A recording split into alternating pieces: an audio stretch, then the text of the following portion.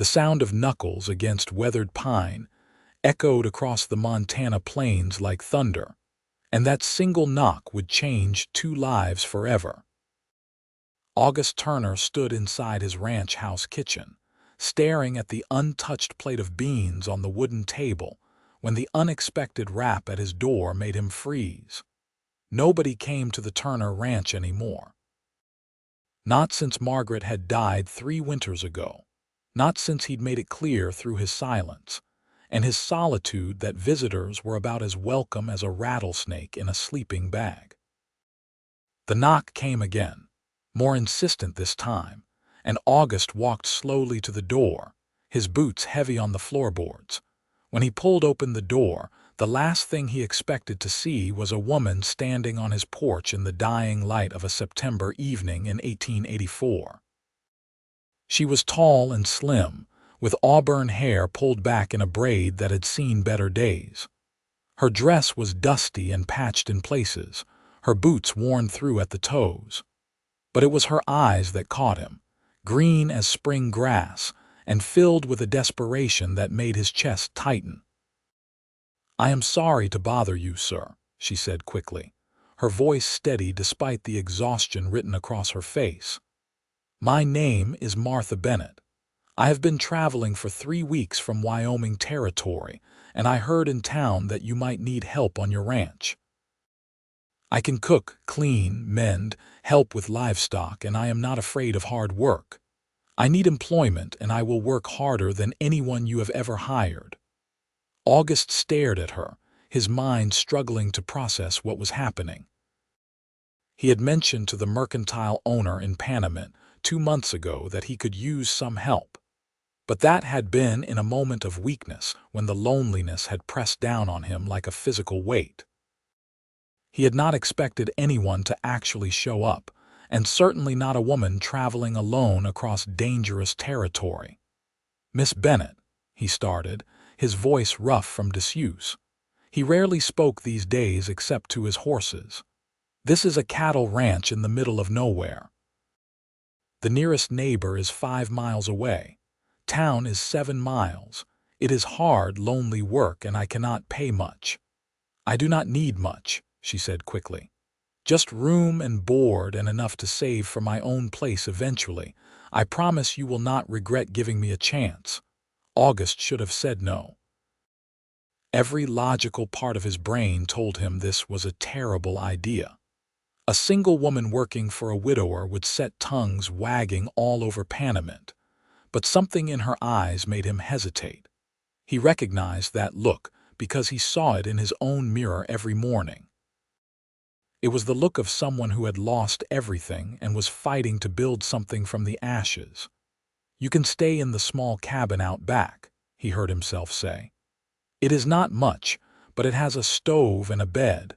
I will pay you $15 a month plus meals. You can start tomorrow, and we will see how it goes for a week. If it does not work out, I will pay you for your time and give you money for passage back to Wyoming." Relief flooded her face so completely that she swayed slightly on her feet. "Thank you, Mr. Turner. Thank you so much. You will not regret this." "We will see about that," August muttered, but he stepped aside to let her in.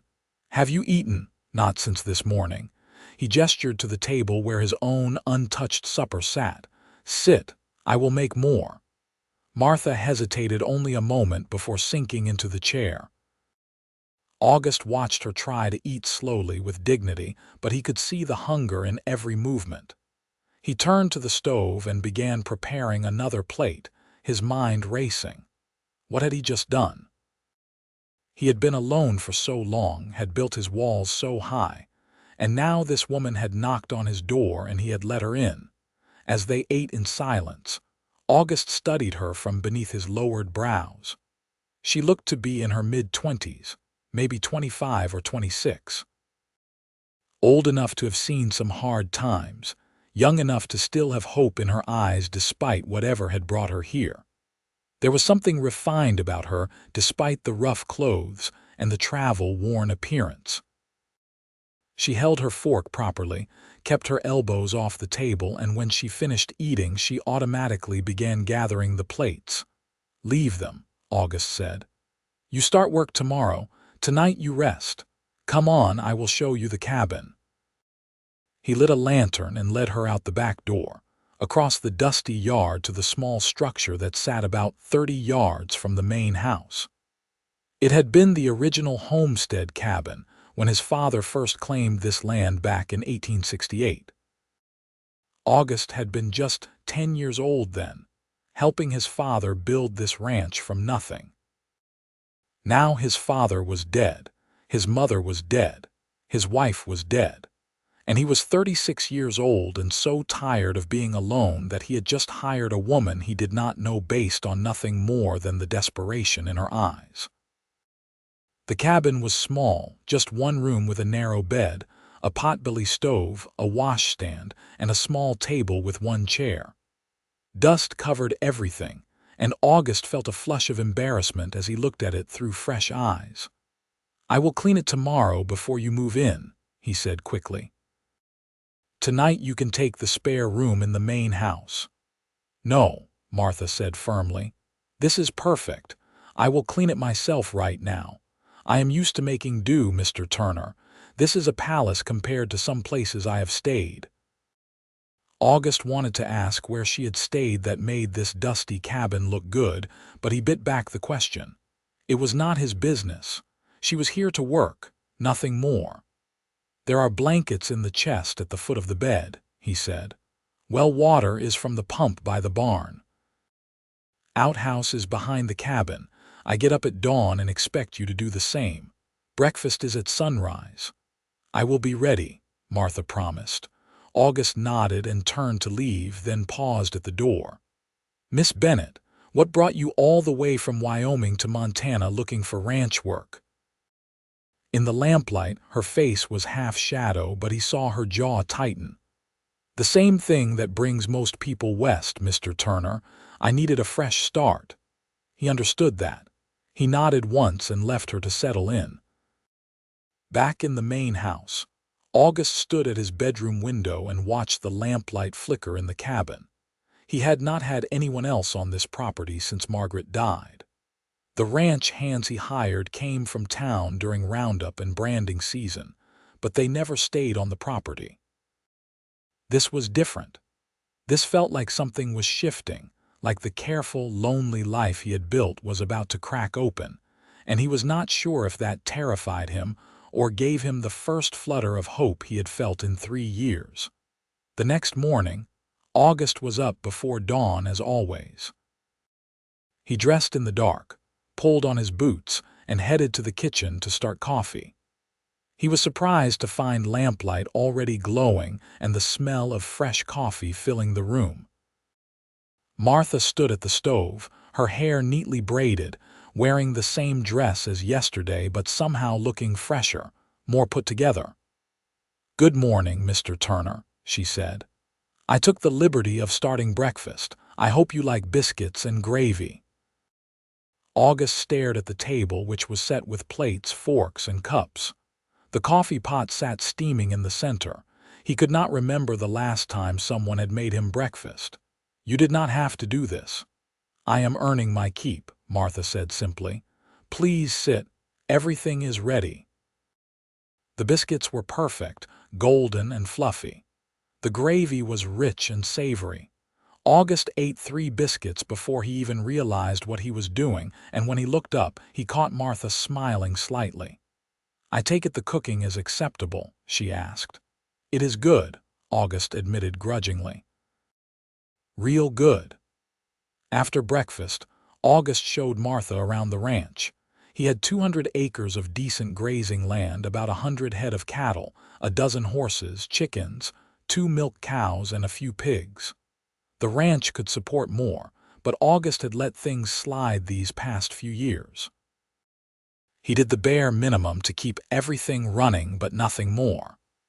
There was no point in building something bigger when there was no one to build it for. Martha listened intently as he explained the daily routines, asked intelligent questions about the livestock and the land. and never once complained about the early hour or the amount of work ahead.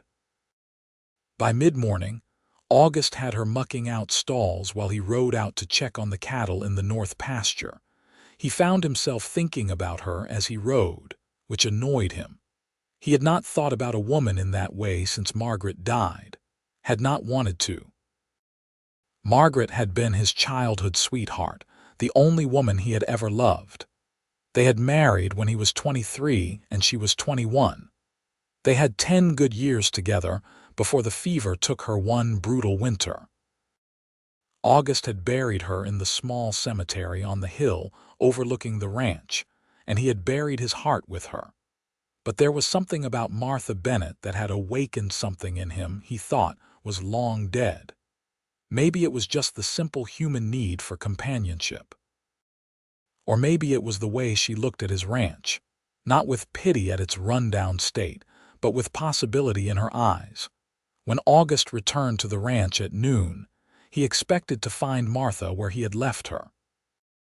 Instead, the barn was immaculate. The stalls were clean, fresh hay had been laid down, and Martha was in the chicken coop gathering eggs. She had also, he noticed with surprise, mended a broken board in the fence and rehung the barn door that had been sitting crooked for months. "You have been busy," he said, unable to keep the approval from his voice. Martha straightened, wiping sweat from her forehead with the back of her hand. "I used to help my father with his farm. I know my way around livestock and repairs." "Used to," her face clouded. "He died 5 years ago." "My mother had already passed. I married shortly after, thinking it was the right thing to do. It was not." August waited, but she did not elaborate. Instead, she held up the basket of eggs. "I will make lunch." Over the next week, August watched Martha transform his ranch. She worked from dawn until well after dusk, never complaining, never asking for help with anything she could do herself. She cooked meals that actually tasted like something worth eating. She cleaned the main house until it shined. She mended his clothes, organized the barn, and even started a small vegetable garden near the cabin. But more than the work, it was her presence that changed things. The ranch felt alive again. August found himself looking forward to meals because it meant conversation. Martha was intelligent and well-read, despite her circumstances. She had opinions about everything from politics to poetry, and she was not afraid to disagree with him. Their debates over dinner became the highlight of his day. 2 weeks after Martha arrived, August rode into Panamint for supplies. He had barely tied his horse to the hitching post outside the mercantile when Harold Peterson, the owner, came bustling out.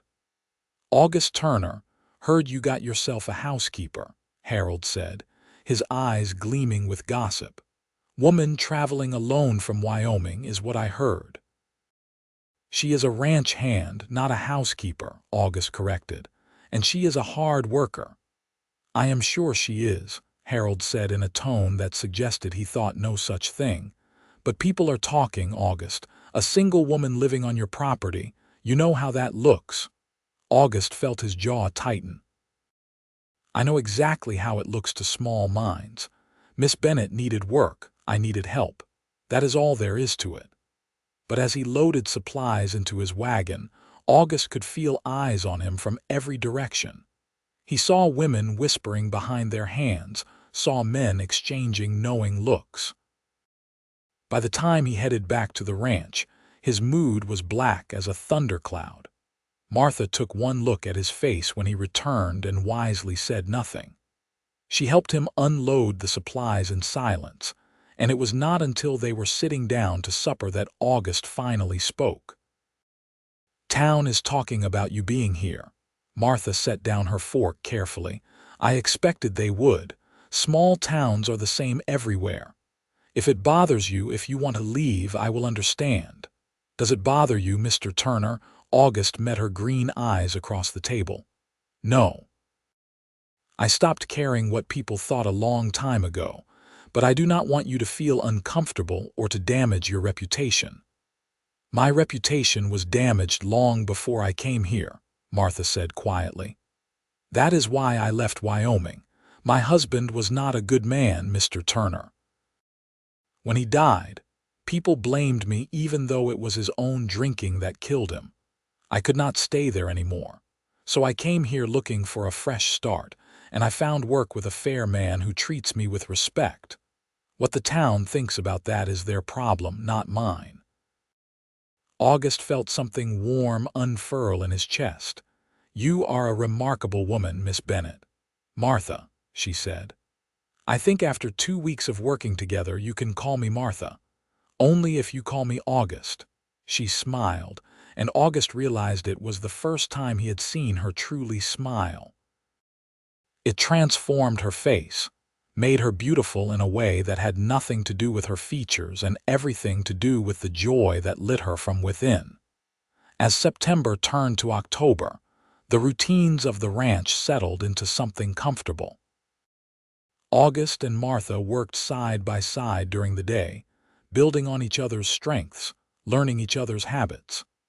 Martha learned that August was grumpy before his second cup of coffee, but patient as a saint when teaching her how to rope a calf. August learned that Martha hummed while she cooked, that she read every evening before bed, and that she had a quick wit and a quicker laugh once she relaxed enough to let her guard down. They were careful around each other, both aware of the growing attraction, but neither willing to act on it. August told himself she was his employee, nothing more. Martha told herself she had no business developing feelings for another man after the disaster of her marriage. But the heart rarely listens to logic. The first frost came in late October, and August woke to find Martha standing in the yard, staring at the white-covered ground with such longing on her face that it made his chest ache. "Reminds me of home," she said when she noticed him. "My mother used to say the first frost was the earth getting ready to rest. She believed in letting things lie fallow so they could grow back stronger in the spring." Sounds like a wise woman. She was. Martha wrapped her arms around herself. "She died giving birth to my little brother. He died too. I was 15. After that, my father just kind of faded away. He was alive for 5 more years, but he was not really living. When he finally passed, it almost felt like a relief because at least he was with her again." August understood that kind of grief. "When Margaret died, I wanted to die too.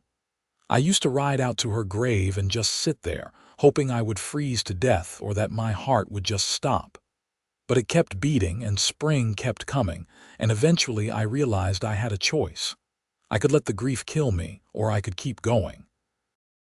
I chose to keep going, but I stopped living. I just existed." "And now?" Martha asked softly. August looked at her, at this woman who had knocked on his door looking for work and had somehow brought his frozen heart back to life. "Now I think I might be ready to try living again." The words hung between them, heavy with meaning. Martha's eyes were wide, her lips slightly parted. August wanted to kiss her so badly it was a physical ache, but he held himself back. She worked for him. She depended on him for food and shelter. It would be wrong to take advantage of that, no matter what he felt. As if sensing his thoughts, Martha stepped closer. "August, I need to tell you something. I have been saving my wages. I have enough now to rent a room in town if you wanted me to move out. I could still work here during the day, but I would not be living on the property. That might make things easier with the town gossip." "Is that what you want?" "No," Martha said simply, "but I do not want to make things difficult for you." "Martha, having you here has been the best thing that has happened to me in 3 years. I do not care what the town thinks, but I do care about what you think, and I do not want you to feel trapped here." "I do not feel trapped," Martha said. She reached out and placed her hand on his arm. Even through his thick coat, August could feel the warmth of her touch. "I feel like I finally found a place where I belong." The moment stretched between them, loaded with all the things neither of them was quite ready to say. Then a cow bellowed in the distance, breaking the spell, and they both stepped back, laughing awkwardly. "We should get to work," August said. "Yes," Martha agreed. "Those stalls will not muck themselves." But as they went about their daily tasks, everything felt different. The air seemed charged with possibility. Every glance that passed between them carried weight. By the time they sat down to supper that evening, the tension was thick enough to cut with a knife. August pushed food around his plate, trying to think of something to say, when Martha spoke first. "I was married for 4 years," she said abruptly. "To a man named Robert Bennett. He seemed kind when we were courting, but after we married, he changed. He drank, and when he drank, he got mean. Not physically at first, just words, but words can hurt as much as fists." August set down his fork and gave her his full attention. "Eventually the words turned to violence," Martha continued, her voice steady but her hands trembling slightly.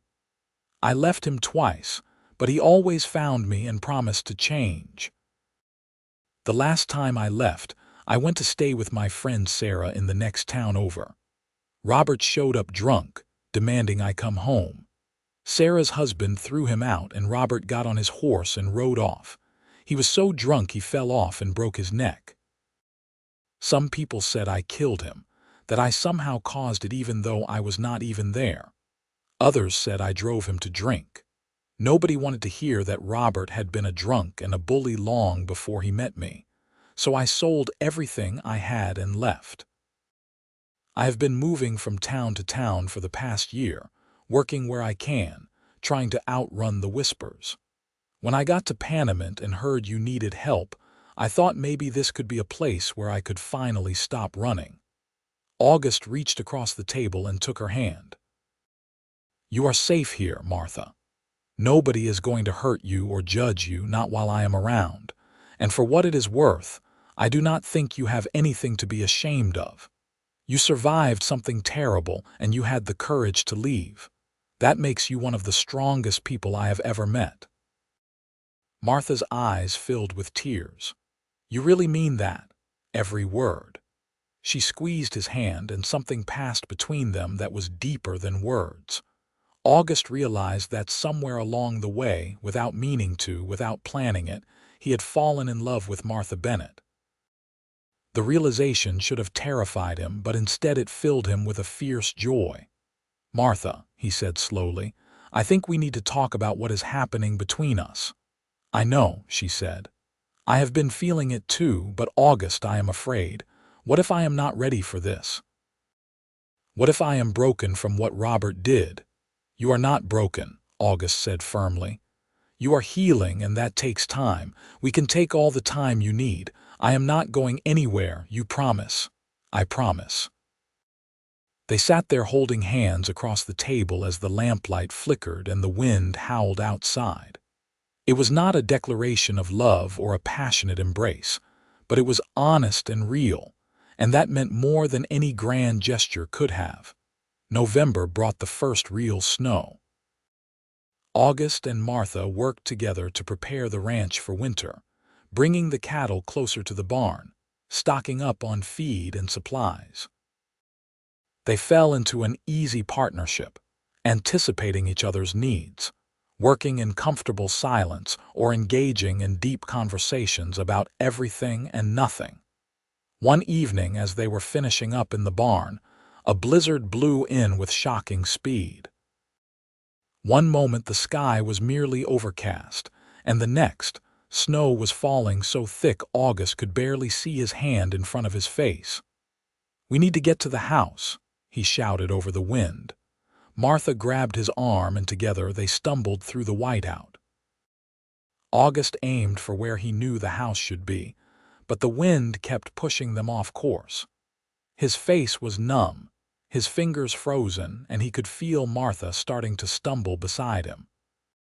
Just when he thought they might actually freeze to death, 20 yards from safety, his boot hit the porch steps. He half dragged Martha up the stairs and through the door, both of them collapsing in a heap on the floor as the wind tried to rip the door from his hands. August managed to get the door closed and barred against the storm. Then he turned to Martha, who was shaking violently from cold. Her lips were blue, her face white as the snow outside. "We need to get you warm," he said, his own teeth chattering. He got the fire built up in the stove and then turned to Martha, who was trying unsuccessfully to unbutton her coat with frozen fingers. "Here, let me help." August gently brushed her hands aside and unbuttoned her coat, then helped her out of her wet boots.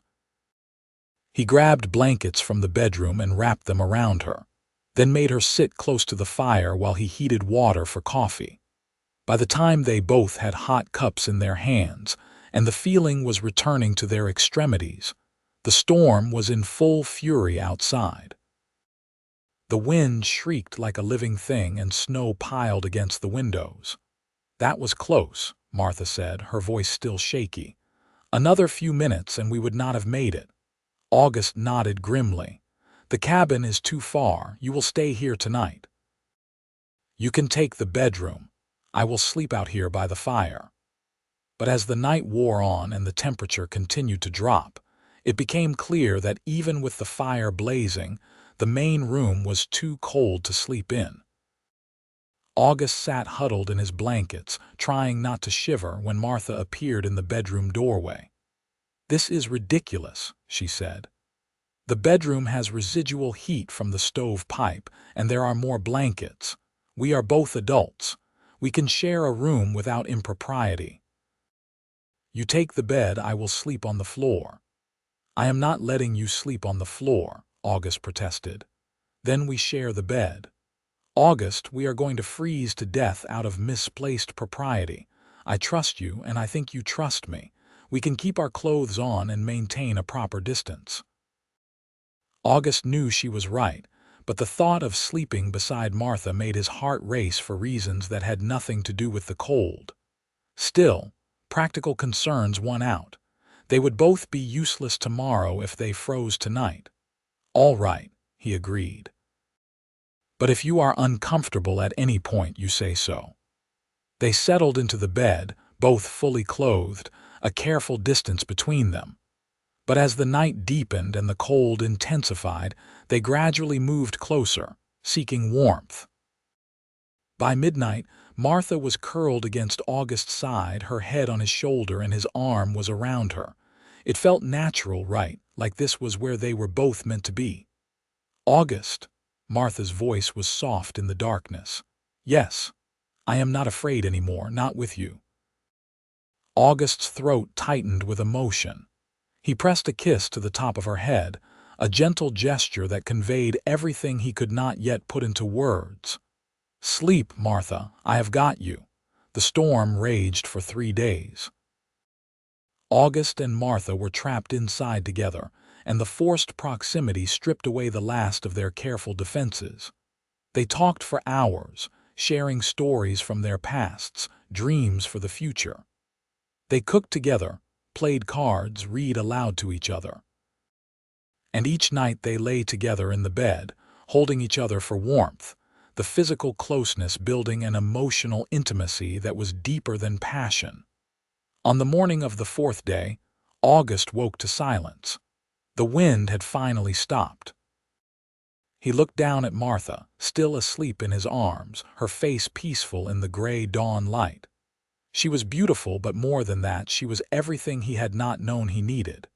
She was strength and vulnerability, hope and pragmatism, laughter and tears. She was home. Martha's eyes fluttered open and she smiled up at him. The storm stopped. Yes, neither of them moved. They lay there looking at each other, and August saw in her eyes that she felt it too, this thing growing between them that was bigger than both of them. "Martha, I need to tell you something," August said. "Over these past months, you have become more to me than just a ranch hand or even a friend. I love you. I know it might be too soon, and I know you have been hurt before, but I needed you to know how I feel. You do not have to say anything back. I just wanted to be honest with you." Martha's eyes filled with tears, but she was smiling. "It is not too soon, and I love you too, August. I think I have loved you since that first night when you let a desperate stranger into your home without question. You are the kindest, most honorable man I have ever known, and yes, I love you." August cupped her face in his hands and kissed her softly. It was a gentle kiss, full of promise and hope, and when they pulled apart, they were both crying and laughing at the same time. "Marry me," August said. "I know we have only known each other a few months, but I am 36 years old and I have been married before, and I know what love feels like. This is love, Martha. Real, honest, lasting love. Marry me and help me turn this ranch into a real home. Marry me and let me spend the rest of my life making you happy." "Yes," Martha said without hesitation. "Yes, I will marry you, August Turner." They were married in Panamint 2 weeks later in a small ceremony at the church. Harold Peterson and his wife stood as witnesses, along with a few other townspeople who had gotten to know Martha and had come to respect her despite their initial gossip. Martha wore a simple blue dress she had made herself, and August wore his Sunday best. They spoke their vows before God and the community, promising to love and honor each other for the rest of their lives. As they walked out of the church as husband and wife, snow began to fall softly, and Martha laughed with pure joy. "A winter wedding. My mother would have loved this." "I wish I could have met her," August said, pulling his wife close. "She would have loved you," Martha said with certainty. "She always said that the best kind of love was the kind that made you better, that helped you grow. That is what we have, August." The first year of their marriage was not easy. There were adjustments to make, old wounds that needed healing, and the constant hard work of running a ranch. But they faced everything together, and that made all the difference. Martha's presence transformed the ranch in ways both practical and profound. She had a head for business and convinced August to expand their cattle operation. She also started breeding horses, using her knowledge from her father's farm to develop a reputation for quality stock. Within a year, the Turner Ranch was thriving in ways it had not since before Margaret's death. But it was the small moments that mattered most to August. Martha humming as she cooked breakfast, the way she laughed at his terrible jokes. The quiet evenings sitting together on the porch, watching the sun set over the Montana plains. The way she fit perfectly in his arms at night, her breath soft against his chest as she slept. In the spring of 1886, Martha came to August with news that made his heart soar. She was pregnant. Their first child, a boy they named Thomas after August's father, was born in December of that year during a gentle snowfall. August held his son in his arms and felt a completeness he had never thought he would feel again. Martha was a natural mother, patient and loving but also practical and strong. She did not let motherhood slow her down. She wore Thomas in a sling as she worked around the ranch, and the boy grew up surrounded by the sounds and smells of the land. 2 years later, they had a daughter they named Grace after Martha's mother. Grace had her mother's green eyes and her father's stubborn determination.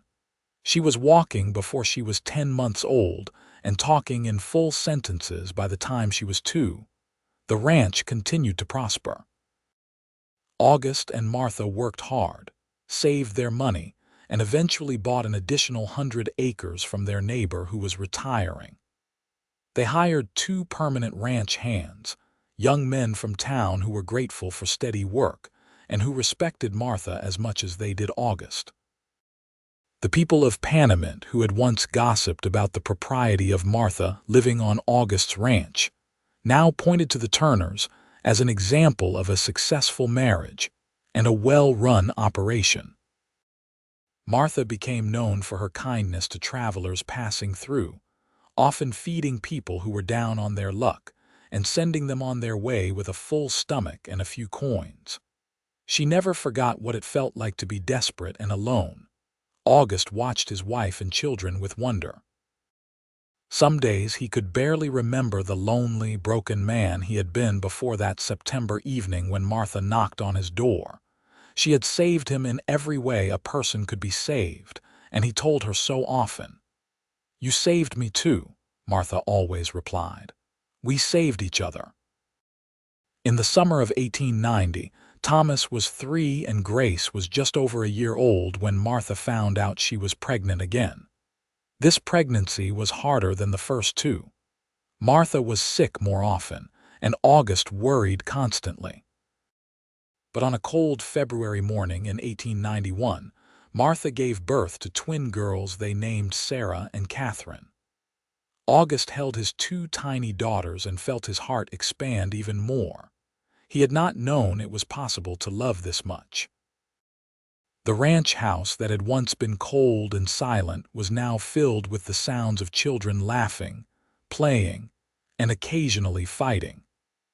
The Turner Ranch became known throughout the territory not just for its quality cattle and horses, but for the warmth and hospitality of its owners. As the years passed, August and Martha settled into the deep comfort of a marriage built on friendship, respect, and abiding love. They had their disagreements, of course. Martha thought August was too protective of the children, while August thought Martha pushed them toward independence too quickly.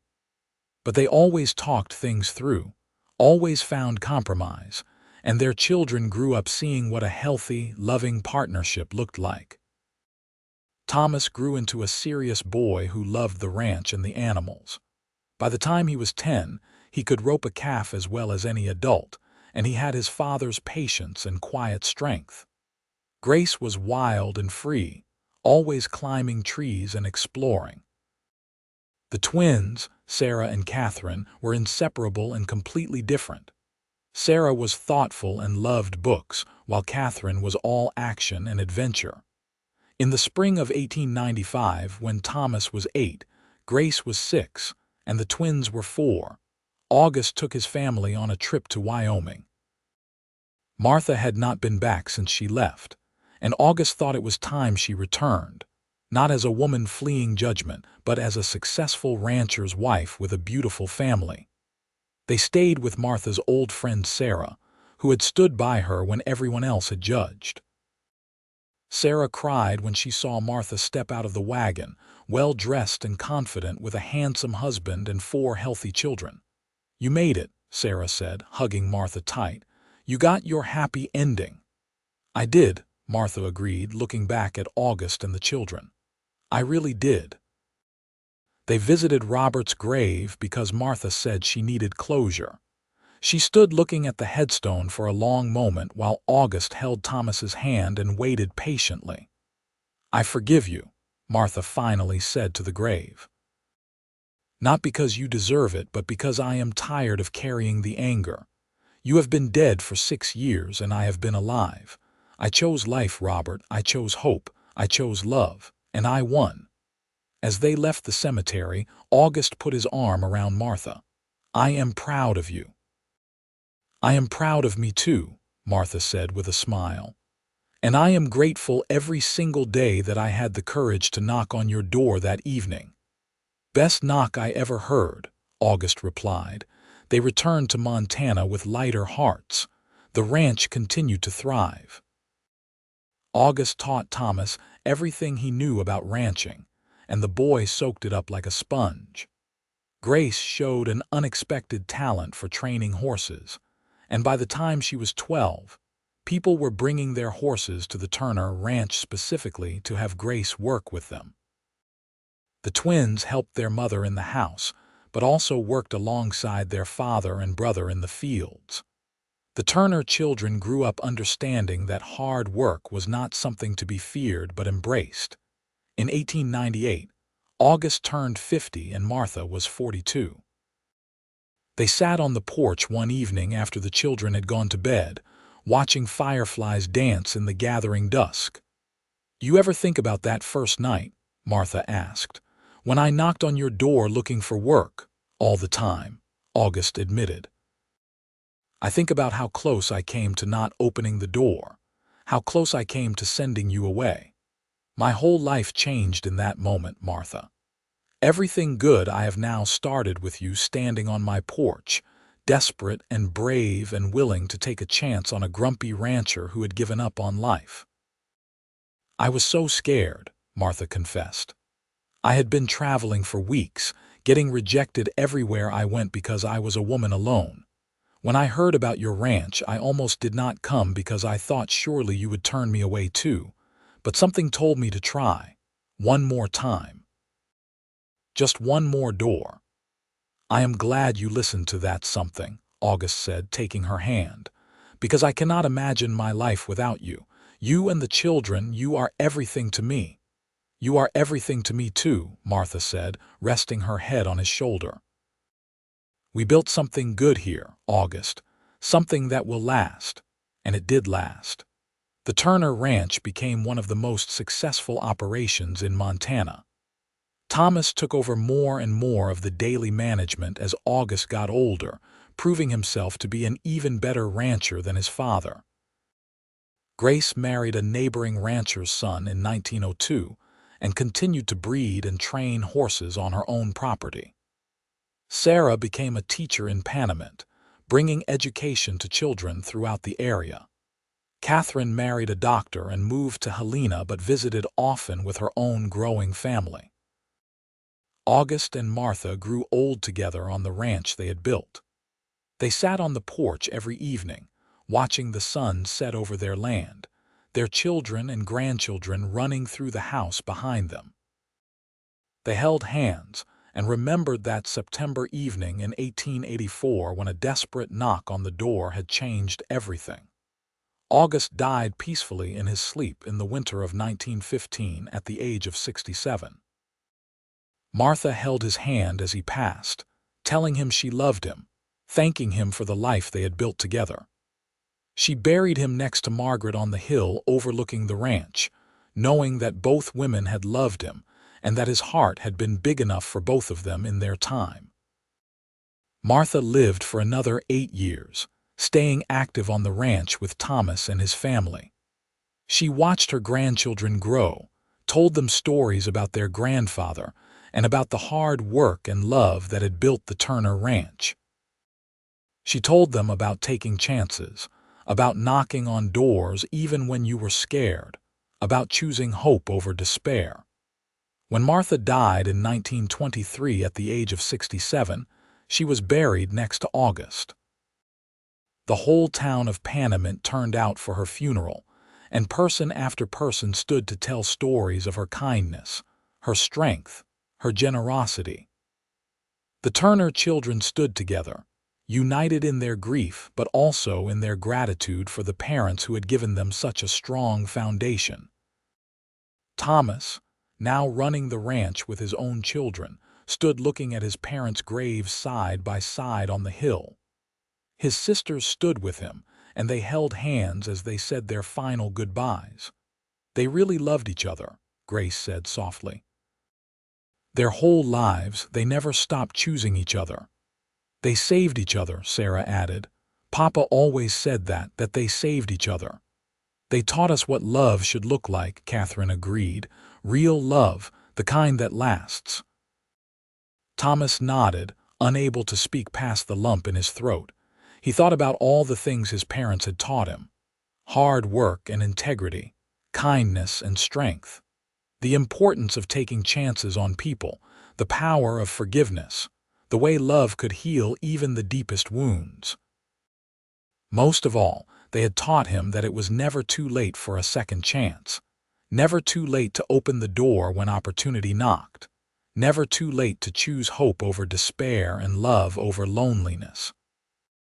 The Turner Ranch continued for generations, passed down from parent to child, each generation adding their own chapter to the story while honoring the foundation that August and Martha had built. And always, they told the story of how it all began, of the woman who knocked on the door hoping for work, and the lonely rancher who found the love he had stopped looking for. It was a story about courage and chance, about healing and hope, about two broken people who found each other at exactly the right moment, and built something beautiful together. It was a story that proved that sometimes the best things in life come when you least expect them, that love can bloom in the most unlikely places, and that a single knock on a door can change everything.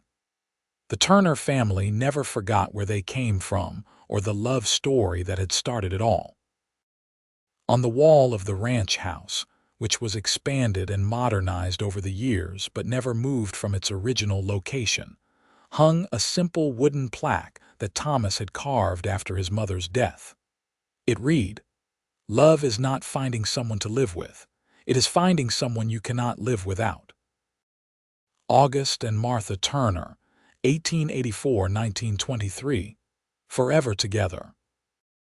And on clear evenings when the sun set over the Montana plains, turning the sky brilliant shades of orange and gold, you could almost see them there on the porch, the rancher and his wife, sitting side by side, hands intertwined, watching over the land and the family they had created together.